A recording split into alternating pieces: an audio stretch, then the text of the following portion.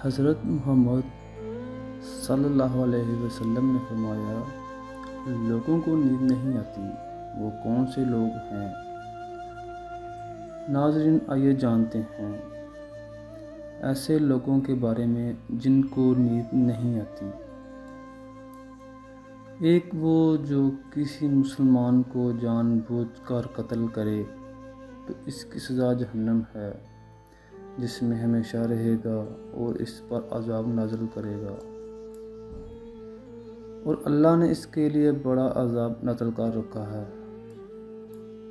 جس کے پاس مال و دولت ہو اور اسے کسی پر بھروسہ نہ ہو، دولت کے انبار پانے کے بعد صرف پیغمبر اور اولیاء ہی استقامت پر کھڑے نظر آئے، ورنہ زیادہ تر دولت نے انسان کا دماغ خراب کیا اور انسان غرور کا شکار ہو۔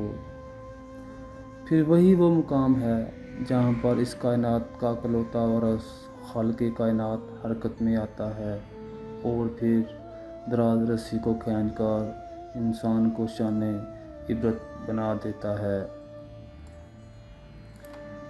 اس کی سب سے عبرت انگیز مثال قرون کی ہے، جس کے خزانوں کی شہرت ضرب المثل بن چکی ہے۔ وہ جس نے لوگوں سے جھوٹی باتیں کہیں اور لوگوں پر جھوٹے الزام لگائے۔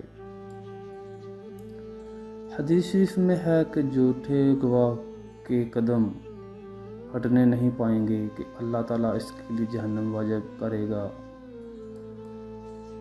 یہاں تک کہ اپنے کہنے کے مطابق عذاب پائے۔ وہ جس کی ذمہ داری زیادہ ہو، کائنات کی تخلیق ترین اور شفاف حقیقت بھوک ہے، بھوک بڑی برذات ہے۔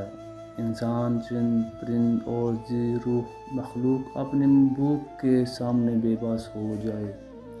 نبی پاک صلی اللہ علیہ وسلم نے فرمایا، یہ افضل عمل ہے کہ تم اپنے مومن بھائی کو خوشی پہنچاؤ، اس کا فرض ادا کرو یا اسے کھانا کھلاؤ۔ صاحب استطاعت پر واجب ہے کہ وہ مستحقین کی مدد کرے۔ وہ کسی عشق میں مبتلا ہو اور جدائی سے ڈرتا ہو، کسی اپنے کی جدائی کبھی آسان نہیں ہوتی۔ اس جدائی کا احساس آپ کی دنیا کو برباد کر سکتا ہے اور ڈپریشن کو بھڑکا سکتا ہے۔ آپ کو رات ہوتے وقت کروٹیں بدلنا پڑتی ہیں، اس کی وجہ جو بھی ہو، مگر اس کا نتیجہ جلد موت کی شکل میں بھی نکل سکتا ہے۔ یہ بات برطانیہ کی ایک یونیورسٹی کی تحقیق میں بتایا گیا ہے۔ جن کو نیند نہیں آتی یا آدھی رات کو جاگ جاتے ہیں، انہیں جلد موت کا خطرہ بہت زیادہ ہوتا ہے۔ اس تحقیق میں 5 لاکھ درمیانی عمر کے افراد کو شامل کیا گیا۔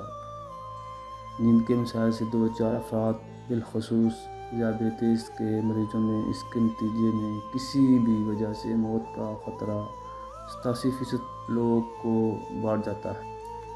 ڈاکٹروں کو نیند کے مسائل کو بہت سنجیدہ لینا چاہیے تاکہ ان میں خطرے کو بہت کم کیا جا سکے۔